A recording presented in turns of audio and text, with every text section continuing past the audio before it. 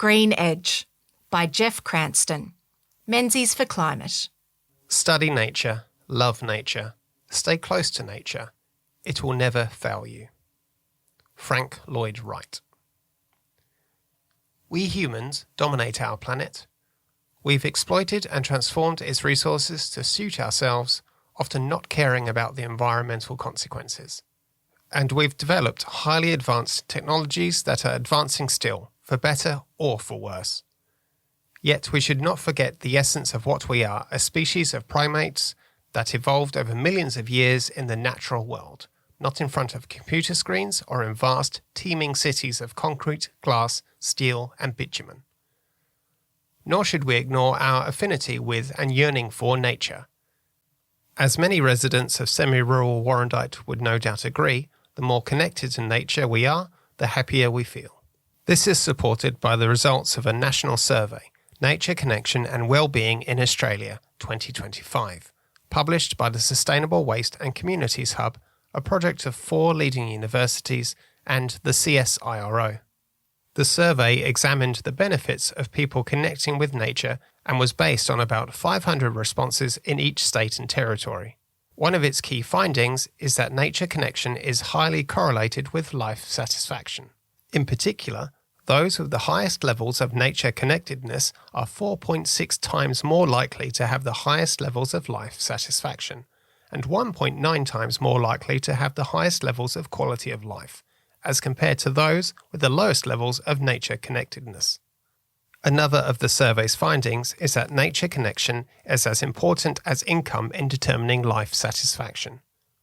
Likewise, in the international context, a literature review presented to the American Psychiatry Association in May 2025, covering 15 studies conducted in Japan, the USA, Poland and several other countries, suggests that spending time in the forest can lift mood, reduce stress and promote physical health. Government planners understand the importance of people connecting with nature and, where possible, seek to achieve this by integrating the natural world into urban environments.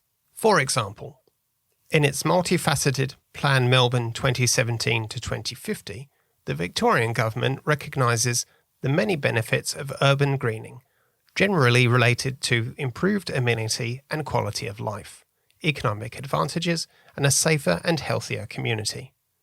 These benefits, to mention just a few, include improved livability and attractiveness of urban areas, improved physical and mental health, reduced urban temperatures, both surface and ambient, less morbidity and mortality during heat waves, and increased property values.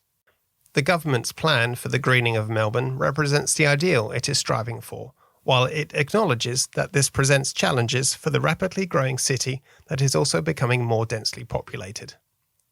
People live an urbanised lifestyle in cities like Melbourne largely because that is where the jobs are. But as indicated above, there is a good reason to believe their well-being will improve by connecting more with nature when they can. For those who live in or near Warrandyte, this is easy to do. For example, take a walk for at least an hour in Warrandyte State Park, gain valuable exercise and experience the stunning scenery, clean air and rich diversity of flora and fauna. Or you might like to go for a more structured experience, such as forest therapy, also known as forest bathing, a practice that originated in Japan and has grown in popularity in recent years. Forest therapy basically involves visiting a forest and taking time to engage the senses to fully experience the natural world, usually with the assistance of a trained guide, deeply breathing in the fresh, oxygen-rich air and avoiding the use of your smartphone. Menzies for Climate encourages everyone to go out and connect with nature for their own well-being. And in so doing, we encourage everyone to reflect on how precious our natural environment is and the vital importance of protecting it in an increasingly built-up and polluted world. Jeff Cranston is a member of Menzies for Climate. Find them on Facebook. This story was read by Rebecca Rose and James Poyner.